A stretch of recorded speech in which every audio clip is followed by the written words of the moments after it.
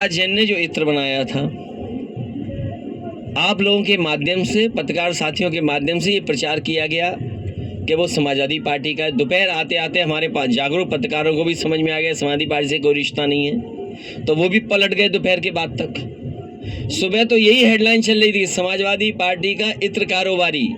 लेकिन मुझे खुशी है दोपहर आते आते हमारे पत्रकार साथी भी समझ गए कि समाजवादियों से कोई लेना देना नहीं है।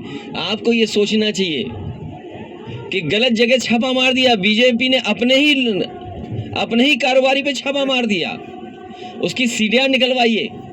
अगर एक एक भाजपा के नेता का नाम ना निकले तो बताइएगा हमें। जो पीयूष जैन जिनके वो घर में छापा पड़ा है, जिनके यहाँ अभी भी नोट निकलने, अब तो नोट निकलना बंद हो गए हैं, बेसमेंट में नोट निकले, दीवालों में नोट निकले, लॉकर्स में नोट निकले, जिम्मेदार कौन है? वो छापा मारना चाहते थे इत्र वाले के यहाँ, उसका नाम था पुष्पराज जैन, इनका नाम था पीयूष जैन। लगता है डिजिटल इंडिया की गलती हो गई, पुष्पराज जैन की जगह पीयूष जैन आ गए, तो पीयूष जैन के यहाँ छापा मार दिया। और सोचो क्या निकला, सोचिए उत्तर प्रदेश में इतना रुपया किसी का नहीं निकला होगा। जो सरकार में है वो बता सकते हैं रुपया कहां से आया है, जिनकी बैंकें हैं वो बता सकते हैं कि बैंकों से पैसा कब निकाला गया है। और अगर नई नई गड्डियां निकली हैं उसमें, तो जिस बैंक की गड्डी पर नाम लिखा होगा, जिस बैंक से निकला होगा, वो बैंक बता सकती है कि किस समय निकाला गया है। उसकी पर्ची पे भी लिखा होगा कि किस ब्रांच की है, किस तारीख की वो गड्डी है, और नंबरों से सरकार जान जाएगी आखिरकार कहां से निकला है पैसा। तो सोचो सरकार स्वीकार करेगी कि नहीं करेगी कि जो व्यापारी कहते थे और जो आम लोग कहते थे कि नोटबंदी से अर्थव्यवस्था नहीं बच सकती, नोटबंदी ने उनकी योजना फेल हुई है। जीएसटी जिस तरीके से लागू होनी चाहिए थी, जिस तरीके से जीएसटी का व्यापारियों को लाभ पहुंचना चाहिए था, वो जीएसटी भी योजना उनकी फेल हुई है।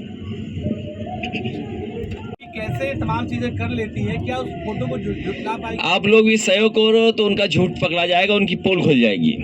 और पोल खोलने के लिए हम आपसे बात करने आए कि जो मेट्रो का उद्घाटन है, बधाई कानपुर के लोगों को। मुझे याद है कि जिस समय शिलान्यास हुआ था उस समय वहाँ के सांसद मुरली मनोहर जोशी जी थे, देश के वाइस प्रेसिडेंट जो आज हैं उस समय उस विभाग के मंत्री थे, समाजवादी सरकार थी। और लग ये रहा है कि तीनों लोगों को नहीं बुलाया गया है।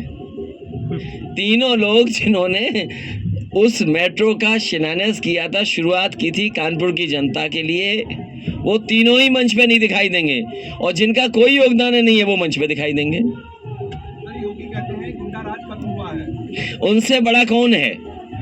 जिन पे धाराएं कितनी लगी हैं, ठोको राज के नेता है वो, ठोको राज के वो हैं। उनसे ज्यादा मुकदमे किसी मुख्यमंत्री पर हुए हों तो बता दो हमें। ये अलग विषय है, लेकिन कानूनी क्या होगा देखा जाएगा। सर, शिक्षक भर्ती में आरक्षण घोटाला हुआ, सरकार आएगी तो क्या दोषियों को जेल भेजा जाएगा? सर,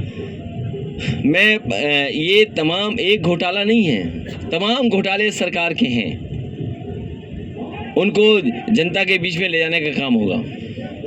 सर, आपकी दो भविष्यवाणियां सच साबित हुई है। कृषि कानून को लेकर पहले ही आपने कह दिया था ये कानून वापस हो सकता है, उसके बाद आपने कहा था कि आईटी की रेट भी बढ़ सकती है तमाम अमेरिकन कंपनी को रोकने के लिए। तो अब क्या बीजेपी के पास अब कौन सा कदम बचा होगा, आपको क्या लगता है?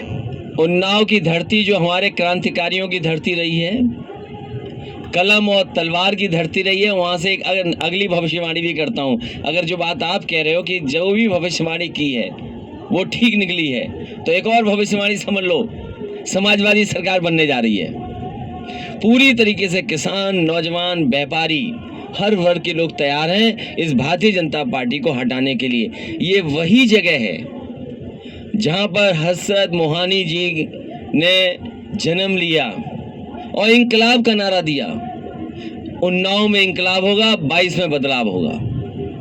उन्नाव से इंकलाब होगा, 22 में बदलाव होगा। Sir, phone tape